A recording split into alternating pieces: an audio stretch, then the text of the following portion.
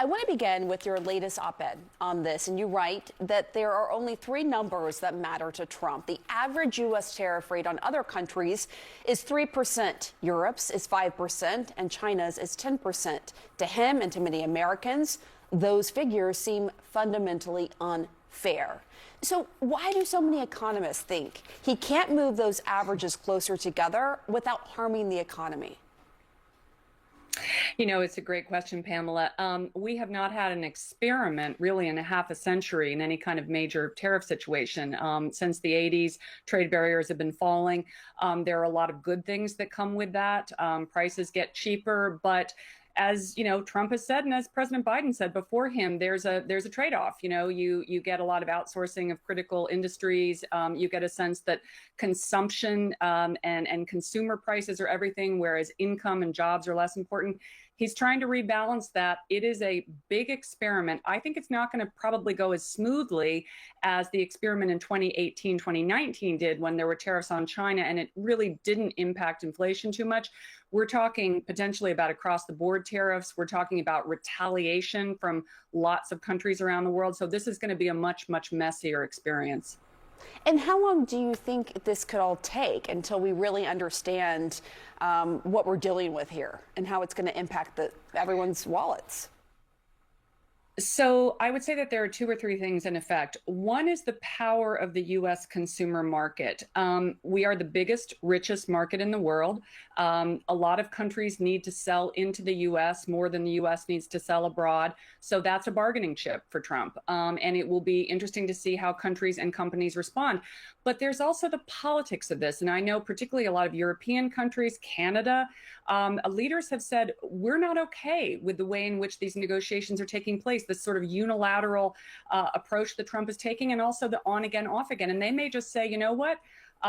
We're not going to worry as much economically. We are simply going to throw down the gauntlet as it's being thrown to us. So that's another point.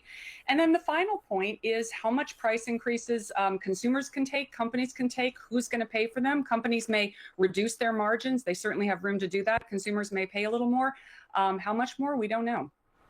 So, you know, I want to talk about this dollar for dollar argument we've heard. And again, there's a lot of uncertainty. We don't know what the rollout's going to be. But White House Press Secretary Caroline Leavitt held up this chart this week showing a 245% that Canada has on the books for American cheese. So what does this mean? Trump wants the U.S. to impose 245% on Canadian cheese? Is that argument flawed? You know, what do you think? I love that you picked cheese. I love cheese personally, like also, wine. So you know. I love cheese too, and I also love French champagne, but which you know is going to get a lot more expensive. Yeah. Those sorts of things are more political and iconic. Yes, of course they're going to have an impact, but guess what? You can get cheese from Oregon too. You know, so that won't be as much of an effect as say a tariff that Canada might put on U.S. imports if Canadian lumber is hit. You know, Canadian lumber is a big part of the U.S. home building industry. Those kinds of things that may get a little less press but are actually more important, that's what I'm going to be looking for. Very quickly, just for all of our viewers, as we're thinking about what we should buy now, what should we prioritize? Oh, my good. Well, cheese, champagne. No, I'm kidding. You know, perishables. You know, a lot. You can see, interestingly, that there's already a little bit of inflationary effect from stockpiling, not just individuals, you know, maybe buying that car a little sooner because you don't know how expensive it's going to be, but companies stockpiling inventories. This is one of the risks when you start to play the tariff game, is that people expect inflation, and so they purchase ahead, and that creates inflation. It's a little bit of a chicken and egg cycle. Another one of those variables the Trump administration is going to have to juggle carefully.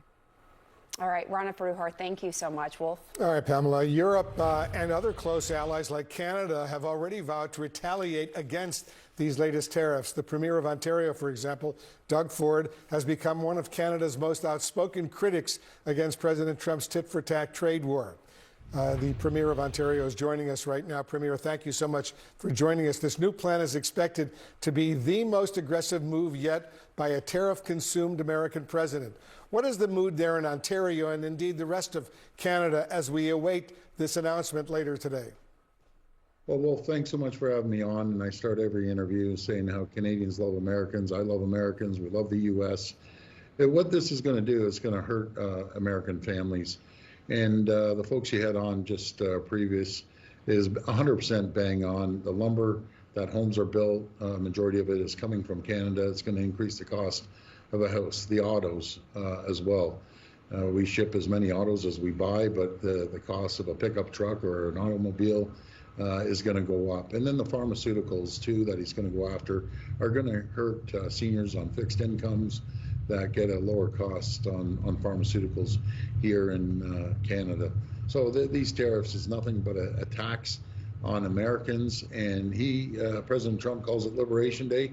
I call it Termination Day because a lot of people are going to be terminated from their jobs. So explain a little bit more why you call it Termination Day. Well, we're the #1 customer. We buy more goods off the U.S. than any country in the world, more than Japan, the U.K., and France combined. And if you go after Canada, we have no choice but retaliate. And I apologize to the American people. We shouldn't be doing this. And they were talking about cheese. Well, on the dairy products, on the last deal that President Trump made, the U.S. hasn't even hit their quota. So there's never been a tariff until after their quota, but they've never hit that quota. But let's sit down and negotiate a trade deal. Again, President Trump ran on, reducing inflation, creating more jobs. It's worked the total opposite. Consumer confidence is down, investment is stalled, inflation is happening, the markets are tumbling, and they're going to tumble today. And those are people's pension funds that invested into the markets. So this is not going to be good for the American people. Premier, is Canada prepared for these tariffs? How will your country retaliate? Well, right now, Wolf, there's 40 million people at a fever pitch. They're engaged, and they're ready to sacrifice. And I don't think my great friends, and I have a tremendous amount of friends in the U.S., they're kind of going on their merry way until they get hit. And they're going to get hit hard based on President Trump continuing to tariff. But he's doing it on all fronts around the world. He might have justification around the world. I would say China is the enemy, not Canada. But we're your closest allies and closest friends. We have a great trading relationship. Let's go back to that, create the AMCAN fortress, American-Canadian fortress, and we can take on the world. We'd be unstoppable. We'd be the wealthiest, safest, most prosperous 2 countries in the world. As you know, Premier, President Trump has threatened to impose tariffs in the past. Then all of a sudden he backtracks, changes deadlines. Canada's Foreign Minister, Melanie Joly, says your country is not interested in going through this, quote, psychodrama every 30 days. That's a direct quote. Adding, there's too much unpredictability and chaos coming out of the White House right now. Just yesterday, the White House said the president is open to negotiating these tariffs. Listen and watch this.